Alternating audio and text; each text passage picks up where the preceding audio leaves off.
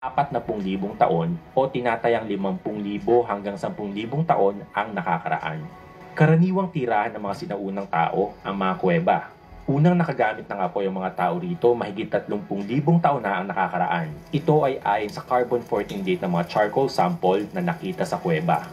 Gumagamit sila ng mga batong kasangkapan para sa paggawa ng apoy at paghuli ng mga hayop bilang pagkain. Ang paraan ng pagkakagawa ng mga batong kasangkapan sa Tabon Cave ay eksaktong katulad ng mga batong kasangkapan na ginamit ng mga taong nakatira sa Cagayan Valley na 700,000 taon na ang nakakaraan. Mas maraming maliliit na batong kasangkapan na ginamit ng mga nanirahan sa Tabon Cave dahil ang gamit lang ng mga ito ay para sa panghuhuli ng mga maliliit na hayop tulad ng mga paniki at ibon na naninirahan sa mga kuweba. Katulad ng ibang sinaunang tao, mahilig din gumuhit ang mga sinaunang Pilipino. Maraming ebidensya ng rock drawings o petroglyphs na matatagpuan sa iba't ibang parte ng Pilipinas. Karamihan sa mga ito ay nagawa sa pahuling bahagi ng Neolithic period. Isa rito ang Angono petroglyphs sa Angono, Rizal. Ito ang pinakamatandang likhang sining na nadiskubre sa Pilipinas. Ang mga guhit sa bato ay representasyon at konektado sa paniniwala ng mga sinaunang tao para sa pagpapagaling at mahika. Ang lugar na ito ay dineklara ng National Museum of the Philippines bilang National Cultural Treasure noong 1973. Halos kaparehong guhit naman ang nadiskubre sa Singnapan Caves sa timog na bahagi ng Palawan.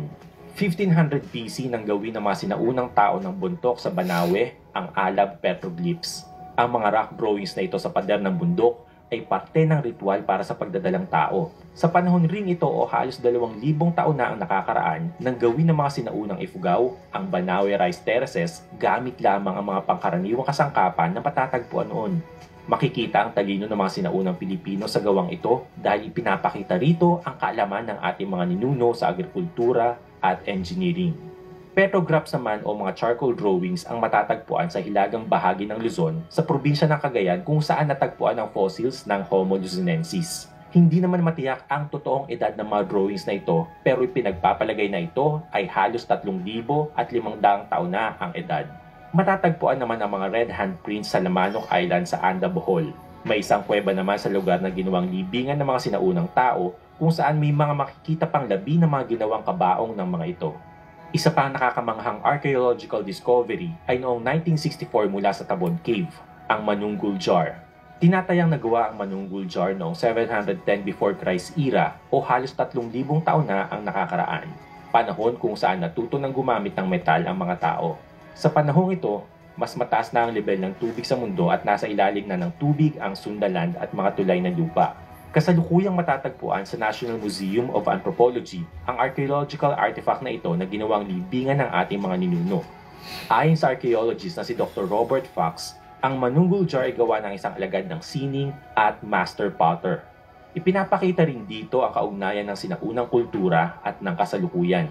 Ang imahe sa ibabaw ng Manunggul Jar na tinatawag na Ship of the Dead ay nagpapakita ng paniniwala ng mga tao sa kabilang buhay at importansya ng tubig sa kanilang pamumuhay.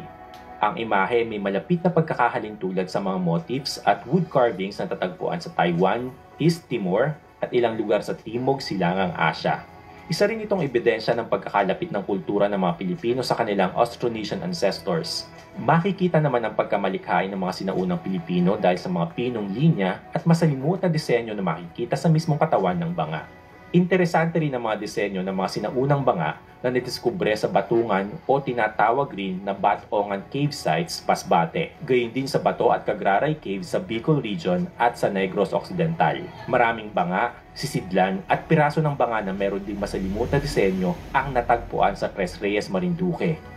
Iba't iba ring disenyo ng sisidlan ang natagpuan sa Butong, Batangas at sa Kalanay Cave Site sa Masbate. Tinatayang nagawa mga sisidlan na ito taong 400 BC hanggang 1500 AD. Marami pang archaeological artifacts ang nadiskubre na gawa ng mga sinaunang Filipino. Tatalakayin natin ang mga ito sa mga susunod na episodes kaugnay sa iba't ibang kultura na nadatnan ng mga Kastilang historiador. Interesante ang mga susunod nating alamin dahil ilan sa mga ito ay hindi mga tipikal na bagay na pinag-aaralan sa kasaysayan ng ating bayan. Para sa mga gustong basahin ang pinagkuhanan ko ng detalye para sa episode na ito, sundan lang ang mga link at listahan ng mga ito sa description ng video. Mag-subscribe sa ating channel at i-share ito sa iba para mas marami pa ang matuto at makaalam sa ating pinag-uusapan.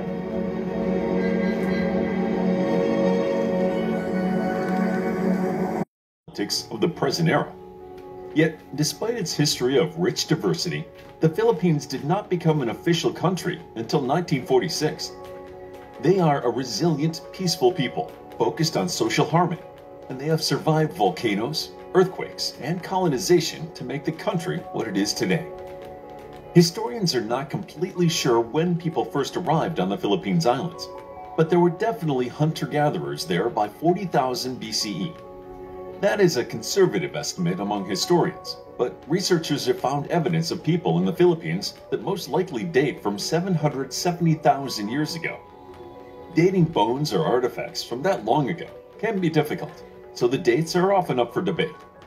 Regardless, ancient people clearly occupied the Philippines, and for a time, the archipelago was connected to the mainland with land bridges, which helped people travel to both the islands and around the islands.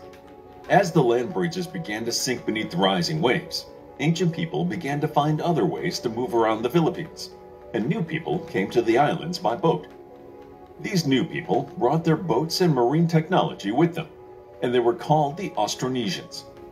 They were an ethnic group that settled on many of the islands in Southeast Asia, and they brought their stone tools, pottery, agriculture, and language with them to the Philippines. By 1000 BCE, the Filipinos had established social classes, and their villages were beginning to develop into independent societies, which were fully developed by the 1st century CE. The smallest social unit in the Philippines was called the barangay, and it was a small village.